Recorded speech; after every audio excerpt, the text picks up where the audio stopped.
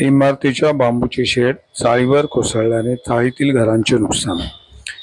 विटाळातील सूर्यानगर परिसरात 1-2 मजली इमारतीवर पावसाचे संरक्षण व्हावे म्हणून टेरेसवरती ताडपत्री बांबू तयार करण्यात आली होती।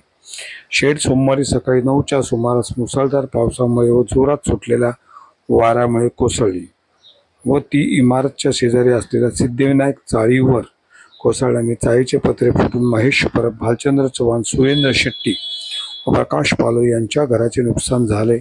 पत्रे फुटल्याने घरात सर्वत्र पाणी साठून घरगुती वस्तूंचे नुकसान झाल्याची माहिती मिळताच महापालिका आपत्ती व्यवस्थापन कक्षाच्या कर्मचाऱ्यांनी घटनास्थळी धाव घेऊन पाहणी केली।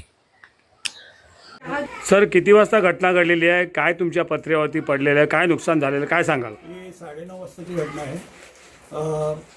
वरती बाजूला बिल्डिंग आहे, बिल्डिंगच्या वरती एक शेड बांधलेली आहे। त्या शेडचा एक बांबू तुटून खाली पडला, तो डायरेक्ट आमच्या घरावर पडला। तो पत्रा फुटून डायरेक्ट खाली आमच्या घरात आला। तो थोडंसं मी बाजूला बसलो होतो नाश्ता करत, पण तो माझ्या बाजूलाच पडला। काय नुकसान झालेलं आहे का? काय कोणाला लागलेलं आहे? मारबीट का लागलेलं आहे? पहिलं जास्त नाही, पण माझ्या मुलाला पत्र्याचा तुकडा उडाला आहे, तो थोडासा खरचटलाय आणि माझे 2 पत्रे फुटले। मी भालचंद्र चव्हाण, ही सिद्धिविनायक चाळ आमची सोसायटी। हे माझे दीर आहेत। सकाळी यांचा फोन आला की कामावर जायची घाई असते, 9:30 वाजता पत्रा पडला आणि त्यांनी फोन केला की माझ्या मिस्टरांना फोन केला, दादा असं असं झालेलं आहे। म्हणून आम्ही असं बघायला आलो तर बांबू पडलेला होता, माझ्या मुलाला बारक्या छोट्या लागलेलं आहे, थोडंसं खरचटलेलं आहे। पण हे गोष्ट चांगली नाही ना, आता दिवसभर कामधंदा करून येणार की रातभर जागरण करणार की कुठे काय पडतंय काय करतंय, माणूस आराम करणार, हे धोक्याचंच आहे ना।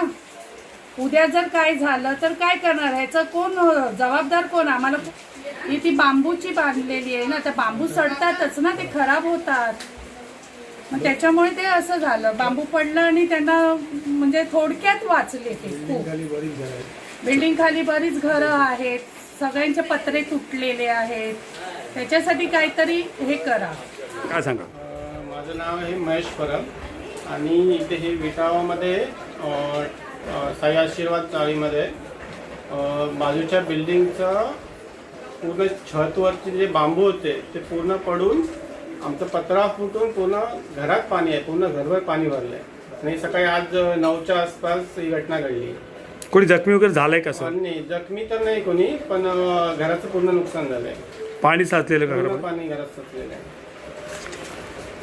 आणि याच्यामध्ये हे तुम्ही बघू शकता, पूर्ण आम्ही आता सध्या तात्पुरता कागद ताडपत्री लावून सध्या राहतोय कसं तरी। पूर्ण घरात पाणी आहे।